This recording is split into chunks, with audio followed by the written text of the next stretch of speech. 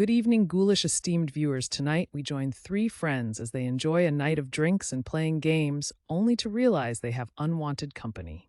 If you enjoy spine-tingling stories like this, don't hesitate to creep up on that subscribe button and give it a scare. And remember to like this content and turn on notifications, as I have more original horror tales coming your way. Now let's dive back into the scares.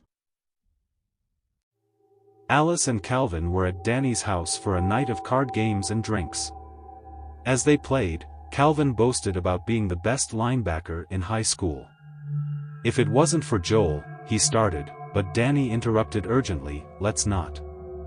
An uneasy silence settled over the room. Alicia noticed a brown paper bag on the table, its surface scrawled with ominous words. "What's in the bag?" Danny shrugged. "Probably something I bought and forgot about after a few drinks." Alice laughed, curiosity piqued, and reached into the bag.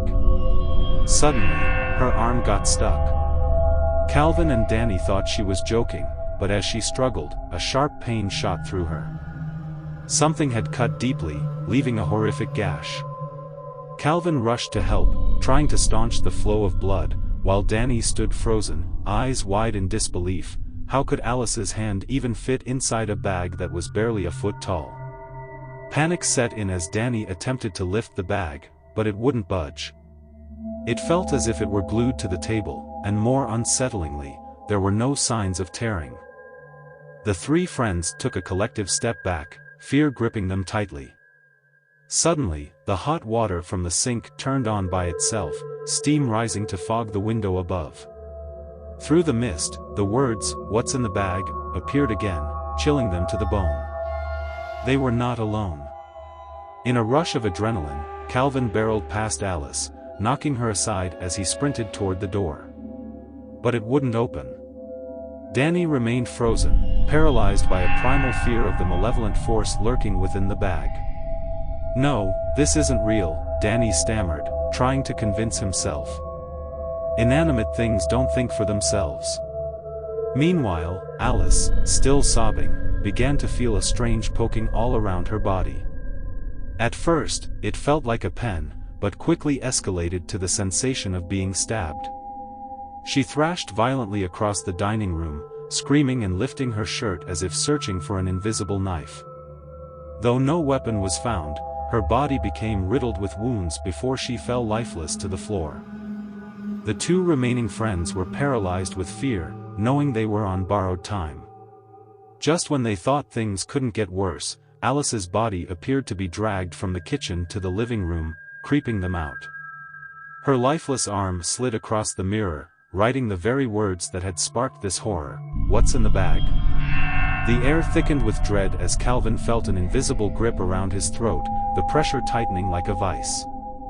"Danny! Help me!" he shouted, panic surging through him. With every desperate attempt to breathe, the entity's grip intensified, the world around him blurring into a haze. Danny, paralyzed in the corner, could only watch as his friend's face turned a shade darker. Calvin's hands flailed wildly, grasping at nothing. Just then, the unseen force lifted him off the ground, swinging him back and forth as if toying with him.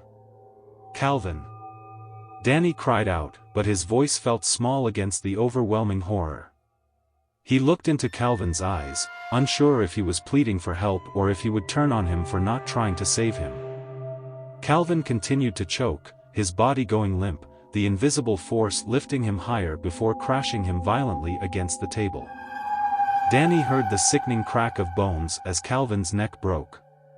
Horrified, Danny looked at the bag and whispered an apology, feeling a burning sensation on the back of his hand as if someone were branding him.